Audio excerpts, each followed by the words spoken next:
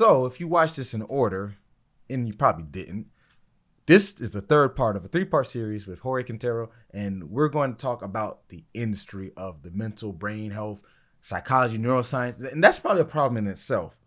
We go by so many names, and that's whatever, but we're going to talk about that. And my first thing is to call out the industry is you got to step outside the box. Obviously, you need to know your research. Obviously, you understand the fundamentals, the foundations. Now, do you need to be a jack of all trades like us and try to know a little bit of everything? No.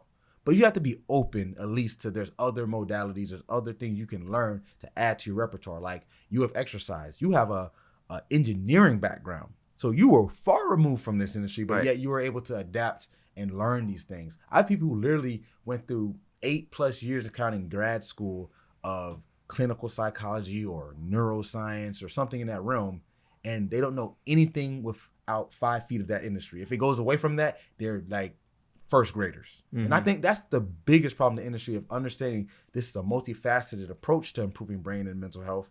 So that's where we should start, I think. What do you think? I agree. I think when you have experience in very disparate fields, you gain a very unique advantage, which is you can synthesize something that very few people have thought about. And I think that you and I are perfect examples of creating some, like literally our own lane of a business that didn't exist before.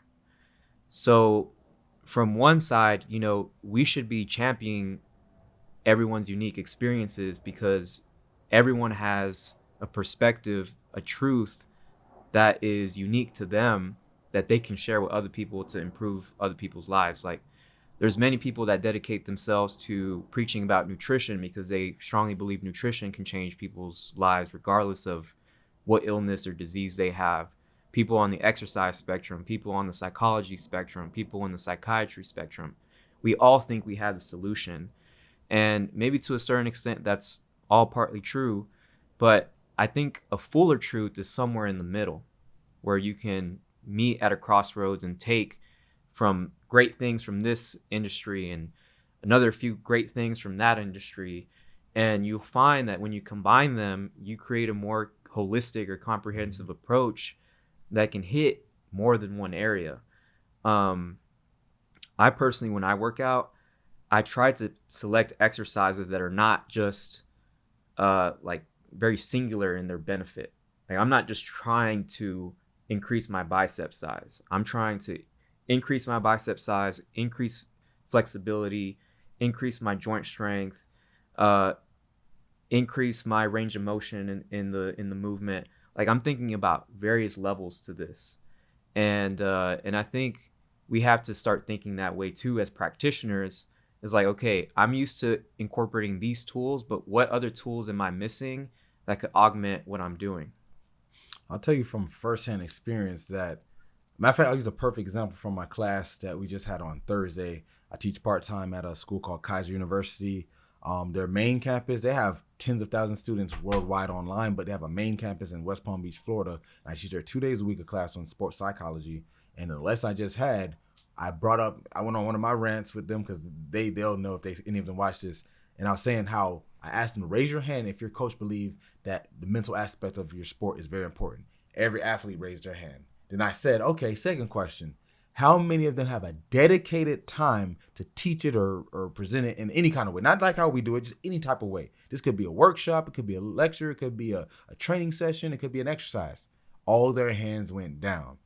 And that's weird because all the coaches agree that it's a big part. What's the famous saying? It's 90% mental, 10% physical. But the actual practice does not resemble that. And we talked about this last night about how I said 10 to 15 years. I know you mentioned there's a place working more, I guess, it's a specific way they're doing it with, you mentioned, I think, Lifetime Athletics.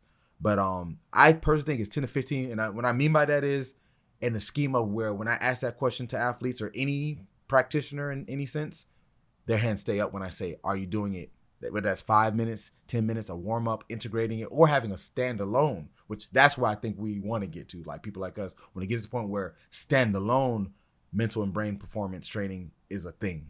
But I'll take the integration because that's how I do a lot of mine, because time, money, working with teams, get what you can, right? That's the realistic, in my opinion. You got to get what you can right now. But 10 to 15 years is my prediction, but maybe you have a different take on when we get to that point when it's a standalone training. Let me tell you something that's really interesting about exercise, like these fitness training programs. I think 100%, besides the people that do the cognitive training, almost every trainer is missing opportunities for gains. We'll call them cognitive gains, by not training the mind every single workout session. Why? Because we understand, okay, if we train physically, I'm going to see some increase in my muscle size or whatever athletic quality I'm training for. But at the same time that I'm moving, I'm releasing all of these chemicals in my brain. The BDNF, the increased blood flow, the irisin, the increased neurogenesis. All of these things are still happening, but they don't do anything with it. It's like you've flowered the garden with the Miracle Grow, but you didn't plant anything. So every single workout that these trainers are doing, they are literally missing gains.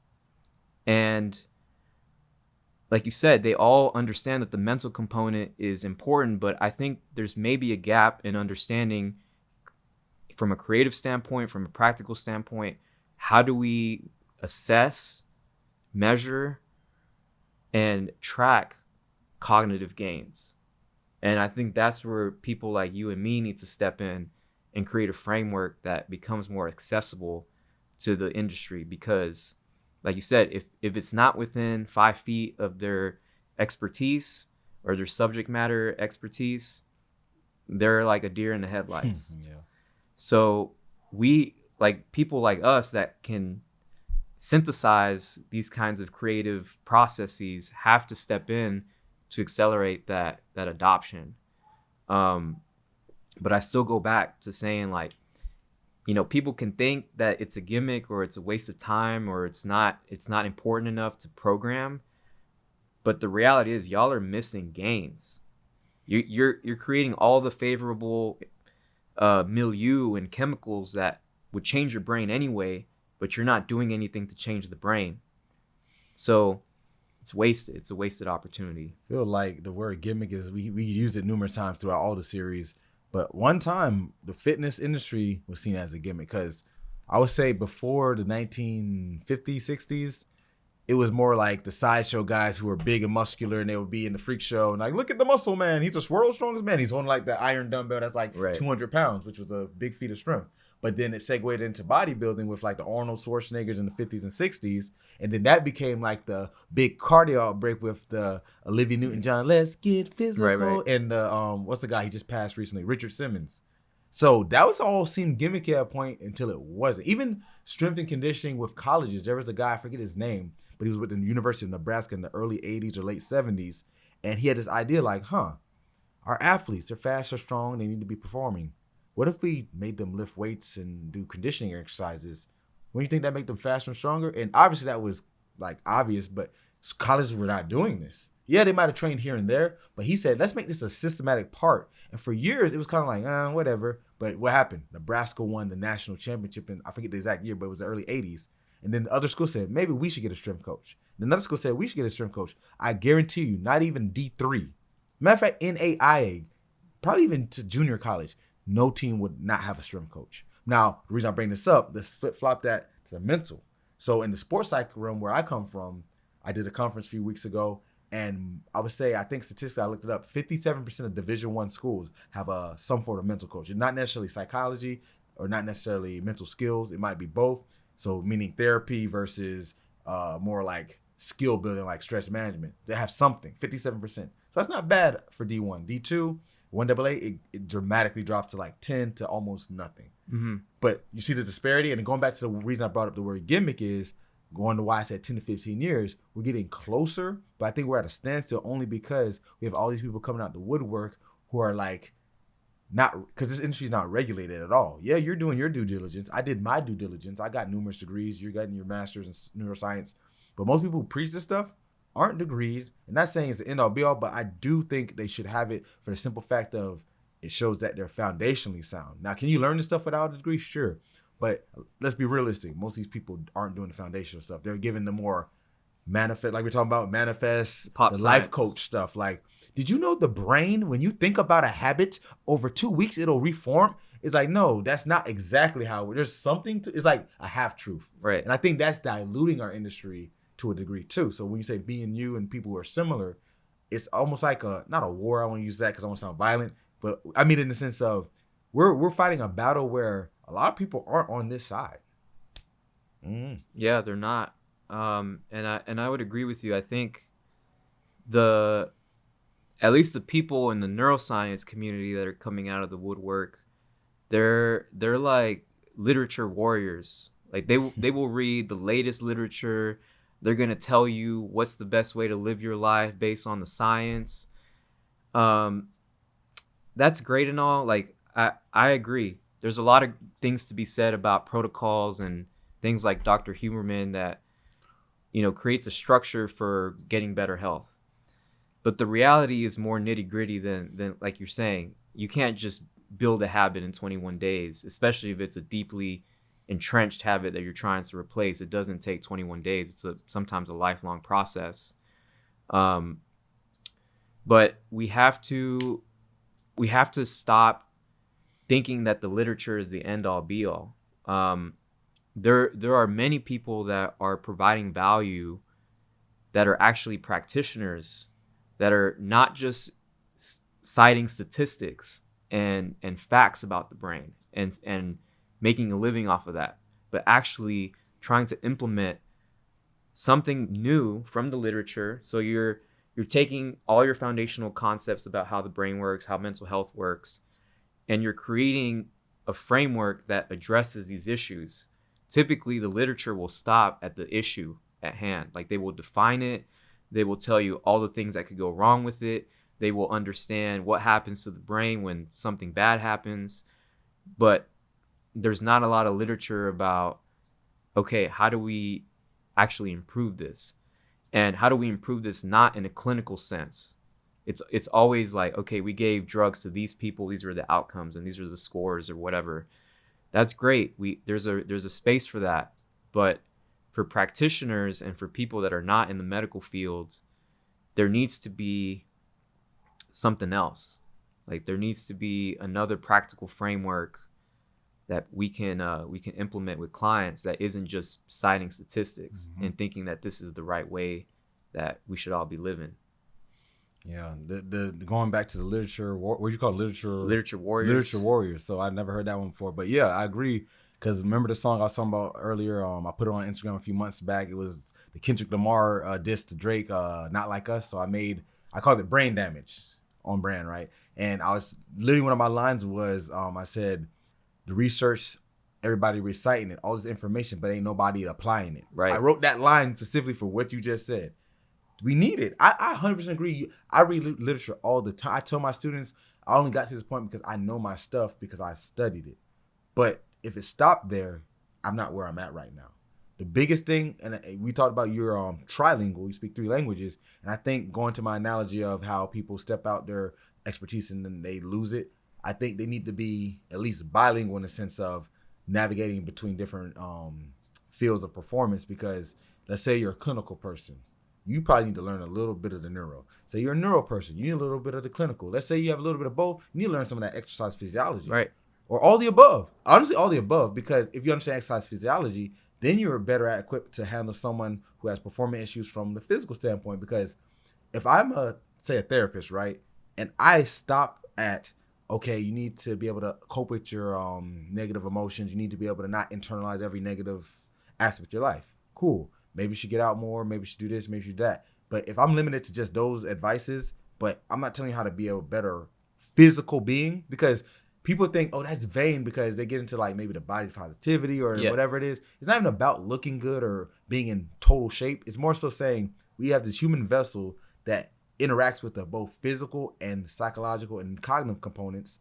So if we're not doing all of those to some degree, it's like having a car, right? I know I'm an analogy junkie, but it's like having a car and you put a bunch of like clean car wash wax and all that good stuff, but you haven't got an oil change in in a year and a half. That's like having a good physical, but no mental. Or Mhm. you get all your oil changes and whatever, but you never clean it. So it's like you need to do a little bit of both. You don't have to have the perfect car, right? You don't have to have the shiniest rims, but you shouldn't have a dirty car. And you shouldn't have a car that's never been maintenance. So I think that's the way, as a practitioner, with people out there who are watching this are practitioners, you can be better to your population by having at least an understanding. You don't need to get a PhD in exercise science if you're a therapist, or you don't need to get a psychology degree if you're a personal trainer. Just understand this stuff to at least intro level, That's how I see it. Yeah, you got to understand it at least at a working level.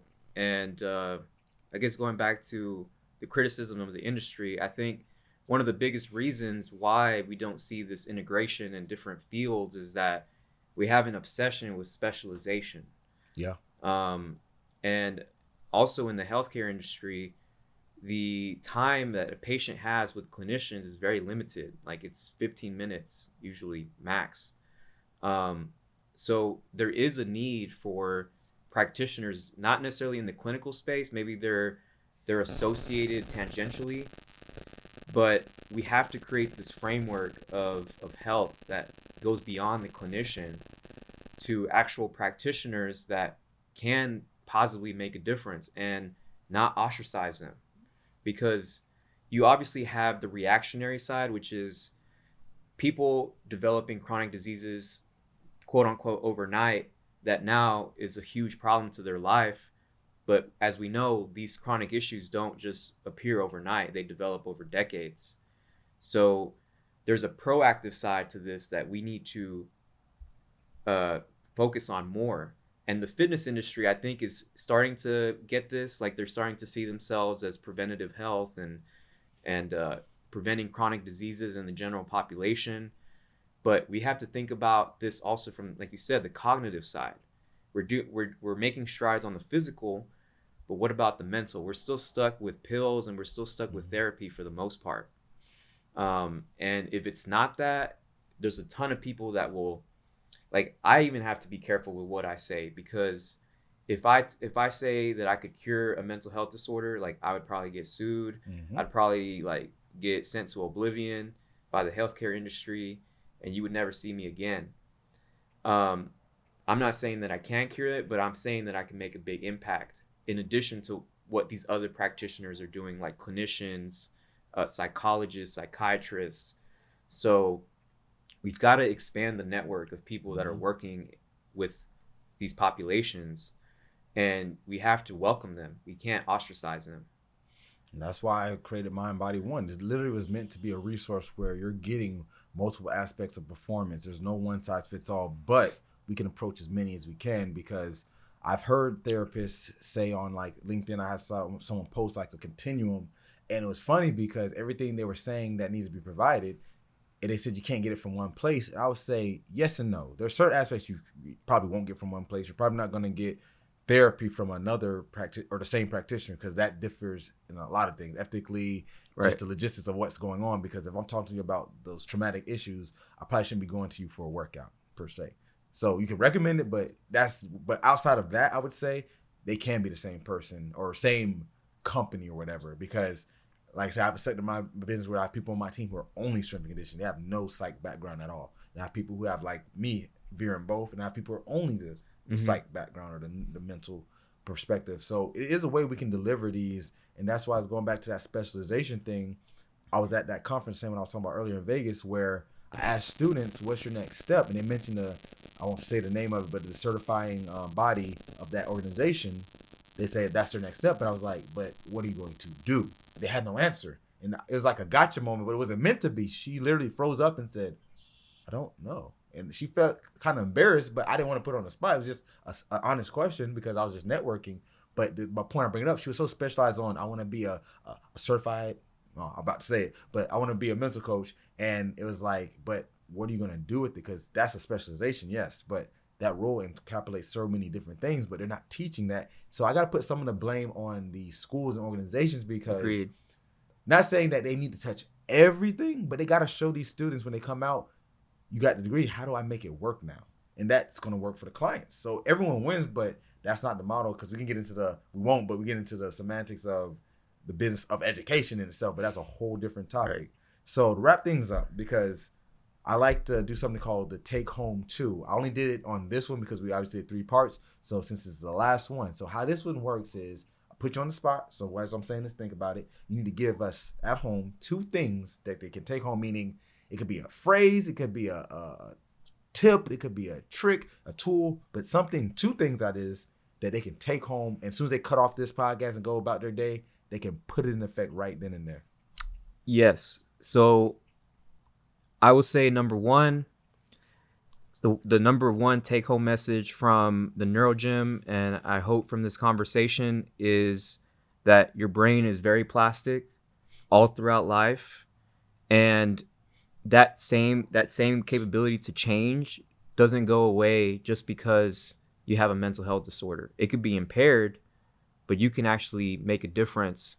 And one of the most generic ways to improve your mental health is just to start moving. If you're not doing anything, start walking. If you're already walking, go for a run. If you're interested in lifting weights, start lifting weights. But moving is always going to be better than not moving, and you will feel that. No one has ever regretted doing a workout unless they got injured.